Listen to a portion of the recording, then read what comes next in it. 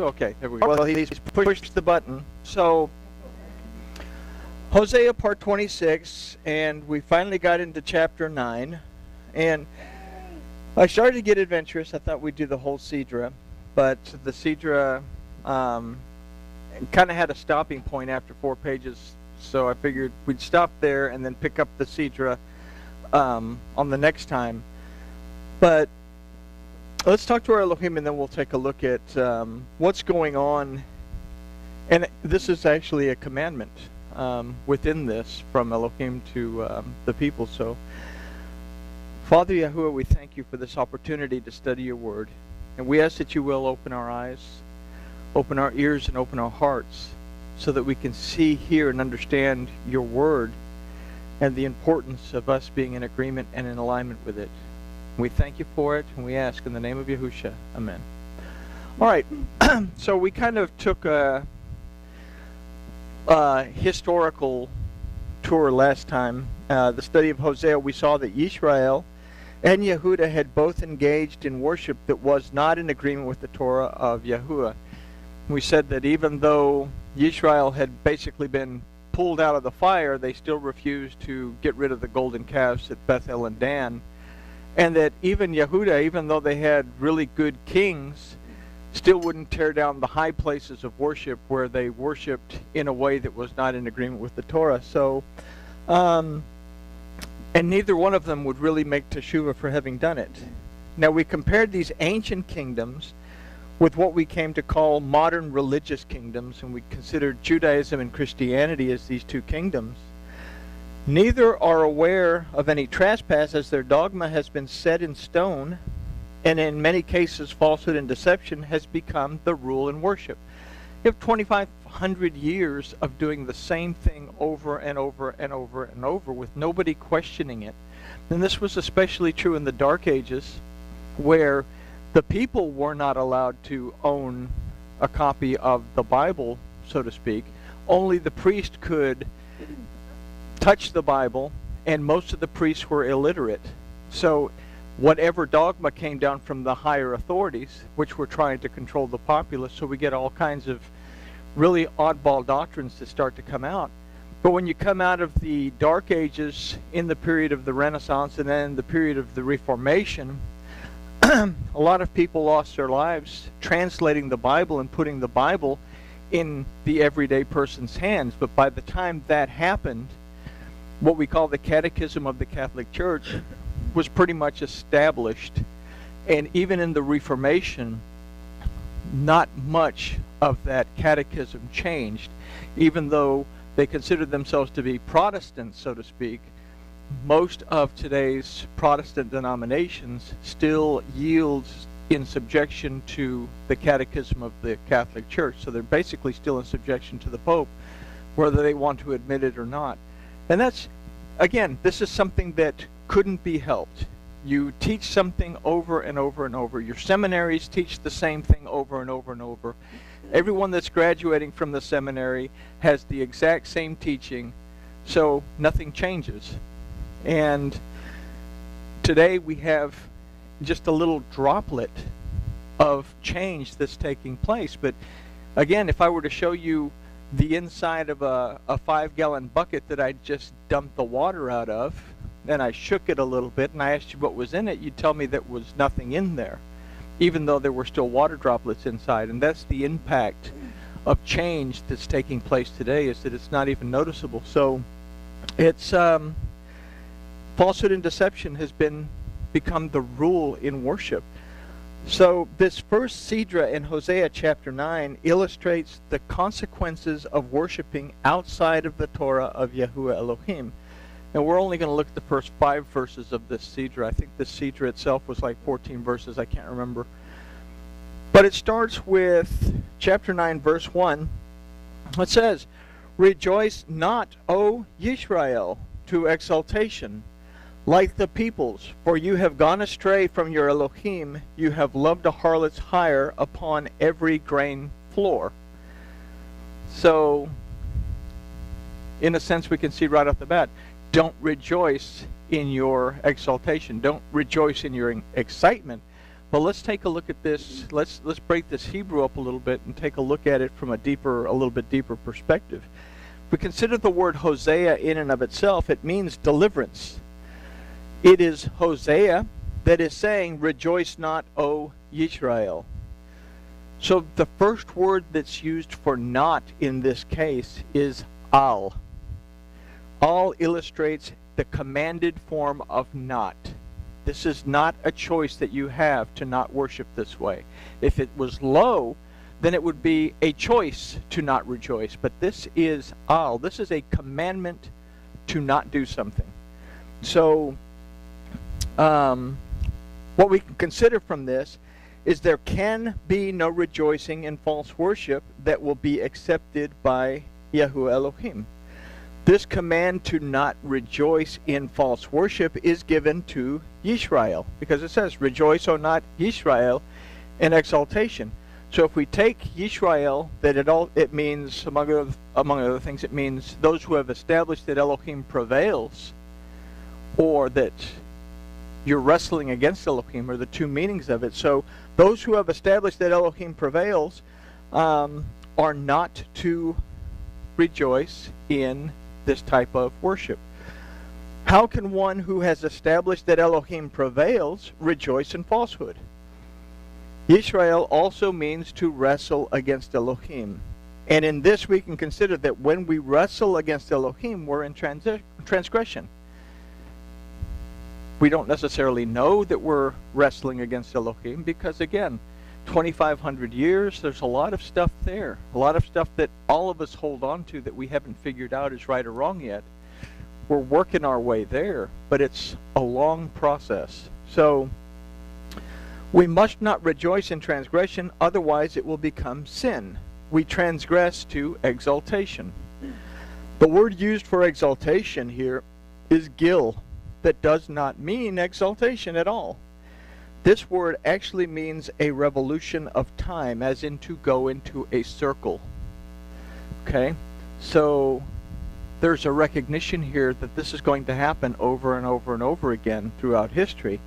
The word that precedes this is el, that means to move towards something, as well as according to something. So what we can consider from this is that there is to be no rejoicing or gladness in the repeated transgression of falsehood and deception, of wrestling against the Torah of Yahuwah. That kind of expands this idea of rejoice not, O Israel, to exaltation. And this is what both the ancient kingdoms were guilty of.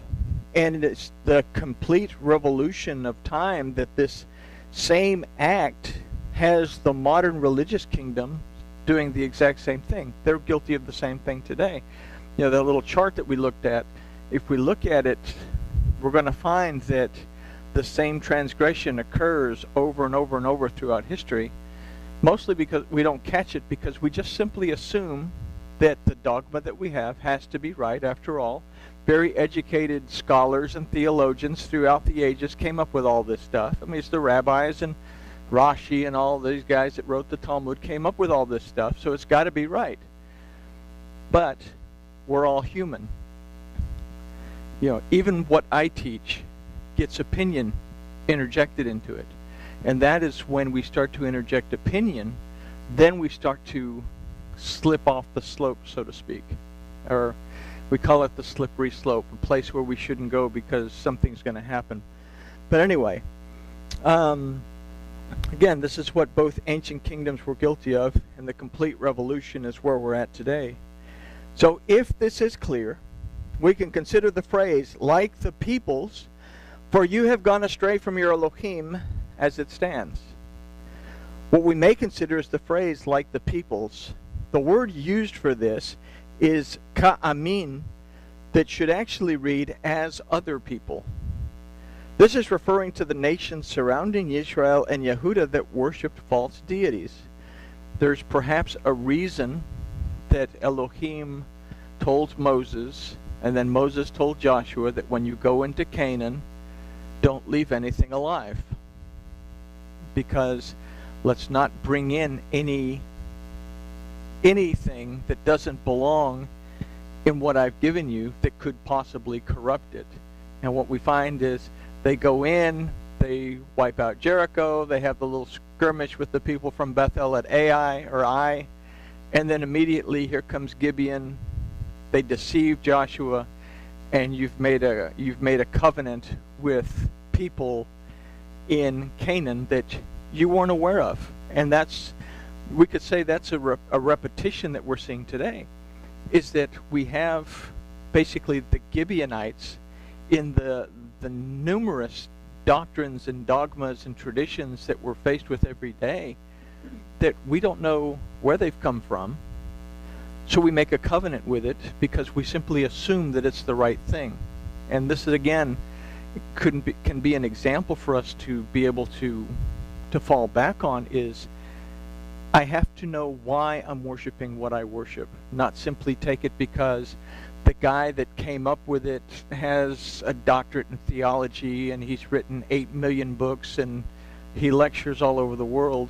Doesn't necessarily mean that he knows, because where has he gotten his information? He's gotten his information from the same universities and seminaries that have been teaching the same thing for the 2,000 years. So why do we worship what we worship? Glad I got that off my chest. All right. So this is referring to the nations surrounding Israel and Yehudah that worship false deities. This was to be avoided according to the Torah of Yahuwah.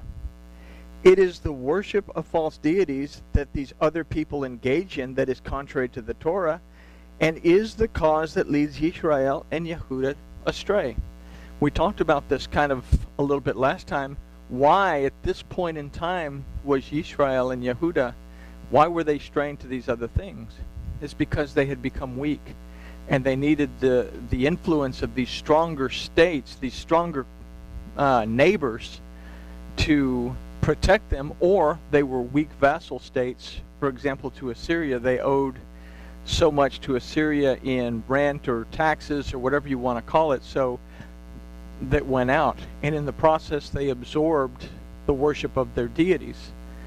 So a question for us to consider in this is, have I allowed any forms of idolatry into my system of belief, or is any of the dogma or tradition that I cling to based on idolatry?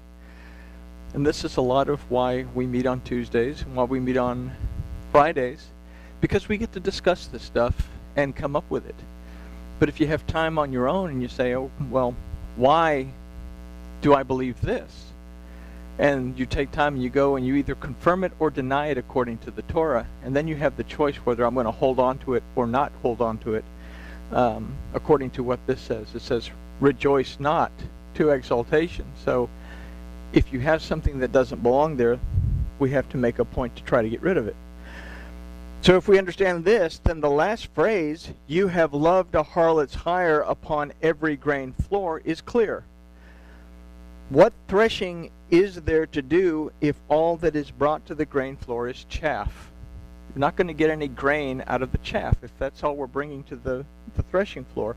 And this idea is reinforced in verse 2. And verse 2 says, the threshing floor and the winepress shall not feed them, and the new wine shall fail her. So the word used for threshing floor in this particular case is goren, that although it's a word that means threshing floor or barn, it literally means to be smooth, as in to be empty. What this word refers to is an empty barn or a bare threshing floor. This is an empty space that contains no grain or grapes, for that matter. So if the bread and the wine of the Torah are not present, there can be nothing produced. There can be no fruitfulness in which to multiply. In other words, I hear music. Oh, no one gets fed. The end result is the new wine shall fail her, and there can be no Yahusha. There can be no redemption, deliverance, and restoration from Yahuwah without being in agreement with the Torah, filling the barn with bread and the wine of Yahuwah. So if we don't have the grain and we don't have the grapes to produce what we have to produce, If we don't have the Torah and the prophets, we cannot have Brit Hadashah. We cannot have any type of restored or restored covenant. We cannot have Yahushua without it. We cannot have the new wine. So there can be no deliverance and restoration if we're out of agreement with the Torah. If we don't have any materials, in other words. So, where were we? All right. So, verse 3. The separation. This is going to result in a separation. Verse 3. They shall not dwell in Yahuwah's land. Okay, so if you don't have the Torah and the prophets and you don't have deliverance and restoration, obviously you cannot dwell in Yahuwah's land. But Ephraim shall return to Egypt. Egypt is always a place of bondage. And they shall eat unclean food in Assyria. So there is a separation from Yahuwah when one strays away from the instruction of the Torah. When asked what the greatest commandment was, Yahushua quoted the Torah. He did not quote any other source, not even his own opinion. And that is it. He quoted what? He quoted Devarim 6:4 through 6, I believe. And then he quoted Leviticus, Vayikra, I believe it was chapter 18. So, he didn't use his own opinion. This is a fact, and this is not my particular interpretation. Those that stray from the Torah into other dogma, not in agreement with the Torah, they shall not dwell in Yahuwah's lands. They will be separated from Yahuwah, or according to Revelation, they will be outside the gates.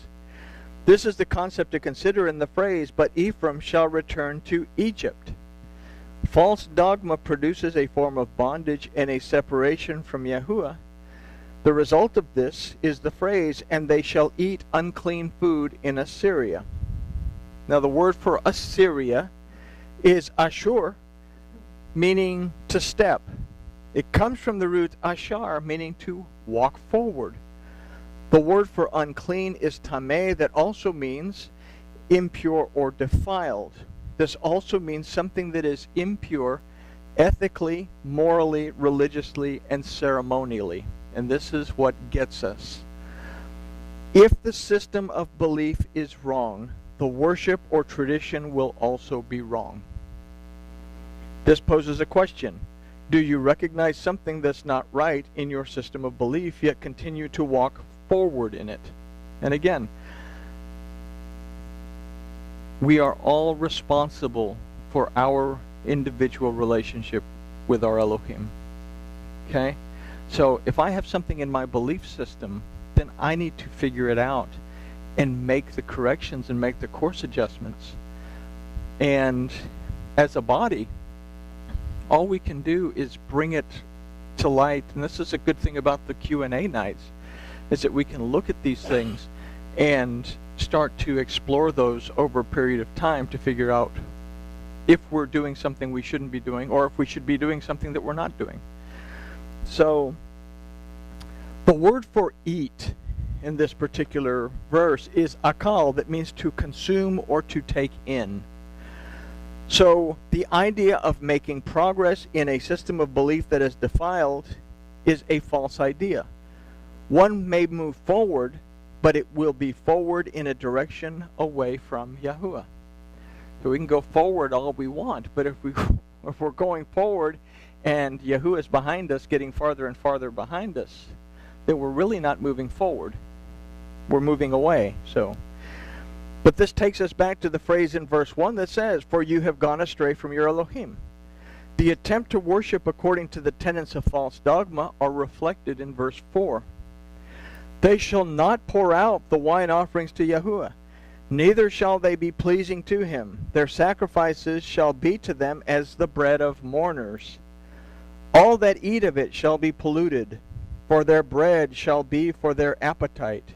It shall not come into the house of Yahuwah. And that just in and of itself sounds pretty serious. So, when we consider wine offerings in this verse, we can consider an idea of false interpretations or beliefs. Any interpretation and the worship that's based on it, which is falsehood, will never be pleasing to Yahuwah. This is not opinion, this is a Torah-based fact. The Torah says, don't worship me according to the peoples that you're about to displace. I'm paraphrasing. Don't bring in the ideas of idols and what other people are doing into my worship. I've given you the Torah. Worship me according to the instructions I've given you, basically. The word for pleasing is erev, that means to gather in. So we could rephrase this to say, they will not be gathered into Yahuwah. So this changes the concept of this first phrase to any interpretation and the worship that's based on it, falsehood, will result in not being gathered into the presence of Yahuwah. And we've considered this when we considered what was going on in Yom Kippur last time, the closing of the gate as the final shofar is blasting, that this is going to cause a separation if we stray from the Torah. That, in other words, any interpretation and the worship that's based on it will result in not being gathered into the presence of Yahuwah. So let's consider the phrase, their sacrifices shall be to them as the bread of mourners. All that eat of it shall be polluted. The word for sacrifice is zebek, that also means something that's offered. The word for bread is lechem, that comes from the root lacham, that means to consume. And lacham also means to make war. So the word for mourners is aven, that means idolatry and iniquity. So what we can consider from this is an idea that it is to wage war on Yahuwah when we engage in idolatry and practice iniquity. This is what the kingdoms of Yisrael and Yehuda were doing. And we can consider that within the helical cycle, the modern religious kingdoms are engaging in the same type of warfare against Yahuwah Elohim. This is a warning that Hosea was putting out to two kingdoms that really needed to make teshuvah and turn around and come back to their Elohim, saying, you guys are making, you think you're okay by not making war on these other people, and you think you're being protected by these other people, your neighbors and stuff, and you're paying them money, and you're taking on them their deities just to show how nice you are. But in the process, you are making war against Yahuwah, your Elohim, through your idolatry and your false dogma that you're developing. And we see this over and over and over throughout the helical spectrum of things, and pretty much it's where we're at today.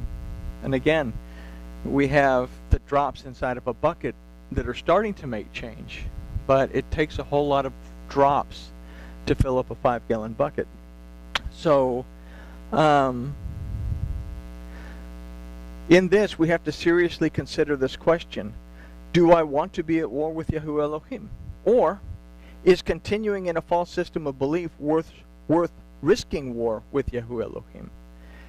If we understand this idea, then the next phrase, all that eat of it shall be polluted, should make sense. Dogma and tradition feeds the senses.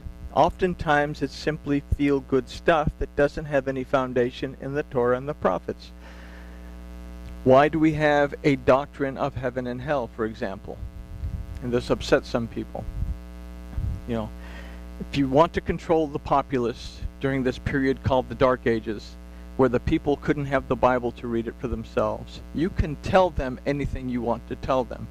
And if you tell them that if you don't do exactly what the Universal Church, if you don't do exactly what the Catholic Church is telling you, you're going to go to this terrible place of torment. And we have Greek changes these words, these Hebrew words, to illustrate this type of place, and then English comes out and we get it in the language that we understand. We don't understand the valley of Gehenna, for example. The valley of Gehenna is the place outside of the gates of Jerusalem.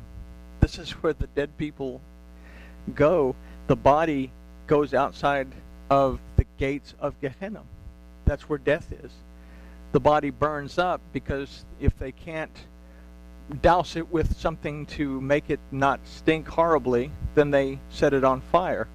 But even at that, the worms eat the flesh that's left there. So, but it's outside the gates in a place called Gehenna. But we come up with this concept of hell, fire, and brimstone and everything else. You scare the populace into submission. On the other end, we come up with this concept of heaven, that if you do exactly what the church says, that's where you're going to go. And we've talked about it before. If your brother died and he's just burning in this place called hell, you can pay the church X amount of money and they will pray him into purgatory. And if you make monthly payments, then they'll pray him out of purgatory and into heaven, as long as you continue to make these payments. And that's how the dogma developed. It was a scare tactic, or it was a motivation to do exactly what you were told.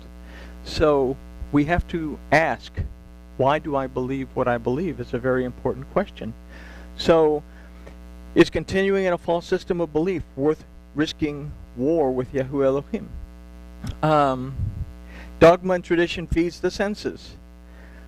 It's feel-good stuff. It doesn't have any foundation in the Torah and the prophets. Dogma and tradition feed the sensual appetite, not necessarily the spiritual appetite. An example could be, we get excited about the prospect and the fun of Rosh Hashanah, while ignoring the commandment in Yom Teruah. Okay? We have Rosh Hashanah, a holiday that we eat apples dipped in honey, and we blow the shofar, and it's fun, and it's the first month of the Jewish year, even though it falls in the 7th month of Tishrei, according to the sacred calendar or the Torah calendar. Pesach would be Rosh Hashanah. That would be the head of the year. But the rabbis developed this holiday because they developed a civil calendar, and they had to develop holidays to put into the civil calendar. So we have Rosh Hashanah, and we have Purim. Purim is not commanded by Elohim. It's something that's suggested at the end of Esther, that we celebrate the deliverance that the Jews had of not being slaughtered. And we celebrate, Hanukkah, because the Maccabees, these are all rabbinical holidays that have absolutely no bearing on the Torah. They're fun. They entreat our senses. And if we look at the Torah, we can find Hanukkah throughout it, but it has nothing to do with Hanukkah Hari and the mensch on the bench or whatever. It has nothing to do with that. So the dogma, the traditions, the doctrines are feel-good things that lead us away. They make us ignore the more relevant things that we should be paying attention to that come from the Torah. There's a reason that we have Pesach. Obviously, there's a reason that we have Shavuot. There's a reason that we have Yom Teruah. A reason that we have Yom Kippur and Sukkot and Simchat Torah on the 8th day. There's a reason for all these throughout the Torah. Anyway, I'll get off that. This idea, or this concept, is reflected in the phrase, "For their bread shall be for their appetite." Falsehood does not bring one into the presence of Yahuwah. It causes separation. This idea is reflected in the phrase, "It shall not come into the house of Yahuwah." Revelation tells us that outside of the gates are those who make and love a lie. So if we have falsehood, we have deception, we have the doctrine that we're clinging on to that's been around for 2,500 years. We don't want to let go of it because it makes us feel good. It goes contrary to the Torah. We have a choice. But outside the gates are those who make and love a lie. Hosea is pointing out the issues that are seriously affecting the kingdoms of Yehuda and Yisrael. The modern kingdoms of Judaism and Christianity must also become aware of where they are in the reflection of this mirror. We say that Hosea is a mirror, and we can look at it and say, is this us? Is this where we're at? So they must do so because the question posed in verse 5 will also affect the modern kingdoms. Once the day of Yahuwah arrives, there will be no more opportunity for teshuvah to be made. Because once the gate closed and the day of Yahuwah begins, once that millennial period begins, there's no time for teshuvah for anything prior to the closing of that gate. So verse 5 says, what